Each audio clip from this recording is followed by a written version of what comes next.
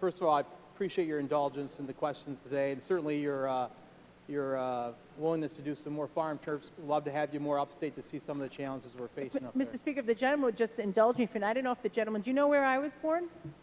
No, I do not. I happen to be born in Syracuse, New York, and I always say that because people don't see it in my accent. I don't know why. But I'm an Onondaga County native and love upstate New York and, want to be respectful of everybody's opinions, just want to do something to help these workers, No, so thank you. I certainly understand, and I appreciate that. Are you by chance aware of a farm credit survey that was done that talks about the net income and land taxes that farmers pay? We've seen some surveys on land income from the Agriculture Department, and the staff has done a great job in sharing that with me, but I don't think I'm familiar with what the gentleman's referencing. If he wants to elaborate, that's fine. If I was to tell you in California, they pay about 7% of their net income taxes in land taxes. If I was to, what do you think that we pay in New York? What do you think the farmers in New York pay as a percentage of their land taxes? Well, I'm sure everything in New York is expensive except these poor farm laborers who seem to be trapped in a pre-1933 treadmill. So I would imagine it's a lot, as some of the other things have been. But I would remind the gentleman and my colleagues, as I said, during the budget, we do many, many things to assist this industry, and certainly will, I'm sure, continue to do that. Yeah, the answer is 15% in New York. New York farmers pay 15% of their net income in land taxes as compared to 7% in California, who operates year-round and generally have more thousands of cows versus a statewide average of 105. Regarding the same survey, do you know what the national average property tax for farmland per acre is? No, I don't. Again, we're talking about New York State, not Sure. the rest of the nation about these things. So the gentleman is welcome to enter it into the debate. I'm happy to hear it. $6.75 is the national average property tax for farmland per acre. Do you know what New York is? $26 per farm. Would you agree that's a considerable difference as compared to the national average? I do, Mr. Speaker, understand the gentleman's point. I don't know if our records indicate that number is that high. I don't know exactly what he's quoting from, and I think there is some dispute as to whether the New York number is indeed that high. I accept the gentleman's premise, but we have some documentation here that's a little different. And, I would again say we know New York is a costly place to do business, but people do pay very, very high prices in the city of New York for fruits and vegetables because they believe that it has the quality of a local produce and sustainable and what have you. So I think it's something that we can absorb. It's actually shocking to me when I tell people in New York City at a farmer's market, for example, the conditions that farm laborers work under and the lack of rights that they have. People say, sign me up. I want to be part of an effort to get these workers the rights that the rest of us have. Sure. Are you familiar with the Census of Agriculture? We have papers here, boxes. I can try to get it for you, but I'm sure you have it right there. Thank you. They provide detailed data on the agricultural sector for all 50 states using a nationally consistent reporting method.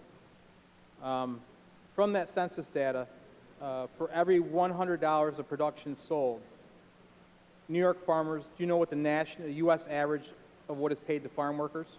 Out of that, for every $100 of production sold, what's the U.S. average that's paid to farm workers? The New York average is about $10,000.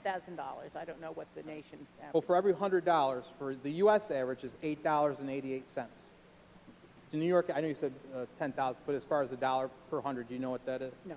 It's for New York, for every $100 of production sold, New York farmers paid $13.82 to their farm workers, which is about 56% more than the national average. But if it's only $10,000 a year, how could you possibly live on that?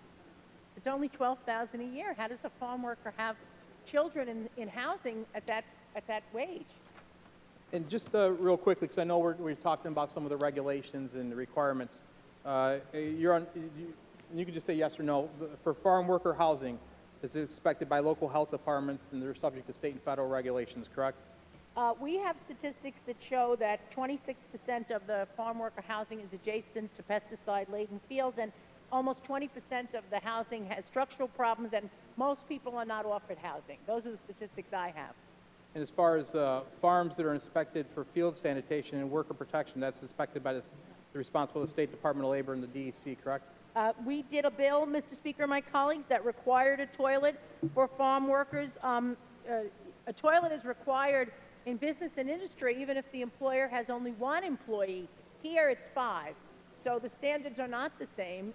Indeed, if the other gentleman's comment is correct, you're talking about 20,000 acres without a building. That's kind of a long way to go if you have to go to the bathroom.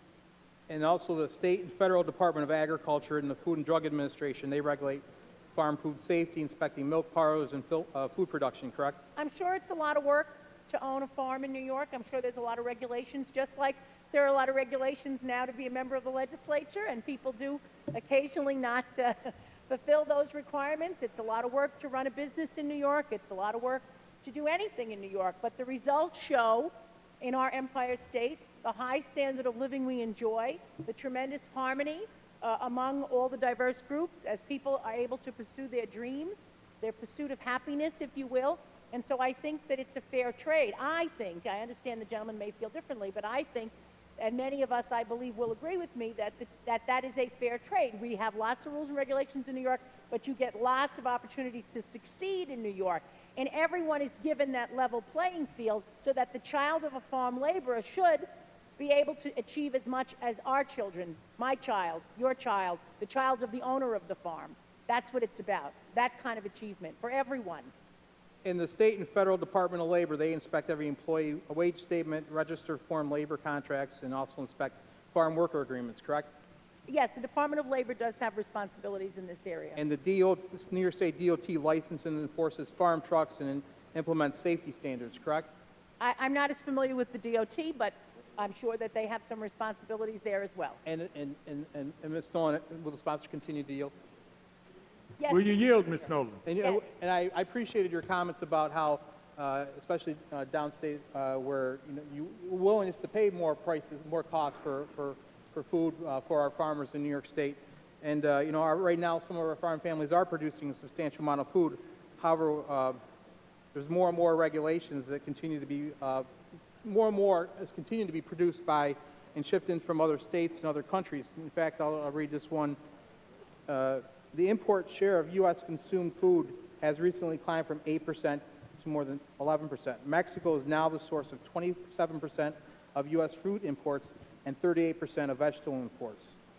Does that surprise you at all?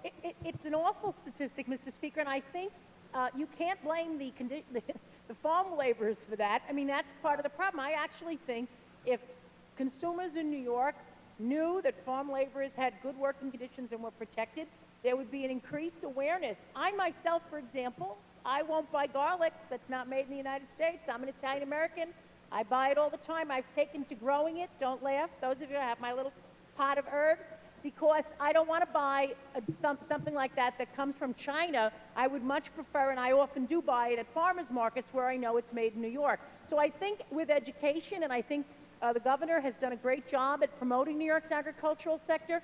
With education, people will recognize buying farm produce, buying produce from other countries often means pesticides and horrific working conditions. The shame of it is we cannot say that our workers don't have good working conditions. We can't sell it the way we should because we don't allow them to have these basic rights. And the reason I was bringing it up is because their labor costs and a lot of the regulations they have in other states and other countries are not as strict and as appropriate as our regulations.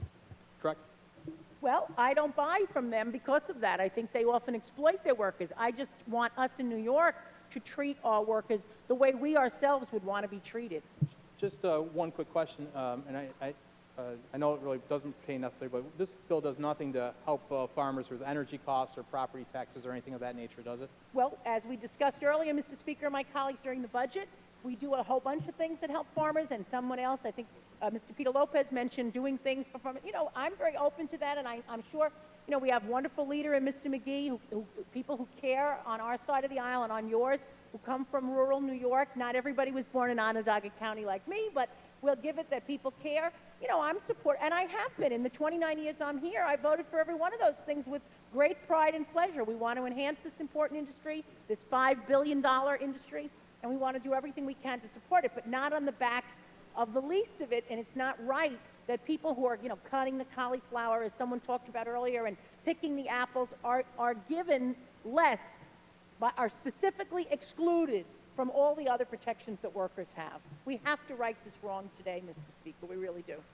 And Ms. Nolan, you heard some of my colleagues talk eloquently about the fact that when it's harvest time, timing is critical. And nothing can upset that, or if you do, you could devastate the season of crops, or the product, or the whole farm operation. And I think that's the concern where many of us have with the whole issue of collective bargaining and the ability to strike during a harvest. Does that not concern you? What could cause a problem in the middle? It does, Mr. Speaker, my colleagues, and we've expressed a lot of willingness to look at different overtime models. But I would point out, Mr. Speaker, that I represent a district that has a lot of factories, still does, knitting mills. Many of my friends' mothers worked in knitting mills. When the order comes through for the sweaters, they had to get it done, whether that meant, overtime or working, but people were paid time and a half. People had some choices. The company could work with another company to get the job done. So the pressures to get a job, the only people that don't need to get things done on time, I sometimes think of the legislature, given that we've often not done the budget on time. But even we, the last 3 years, have done the budget on time.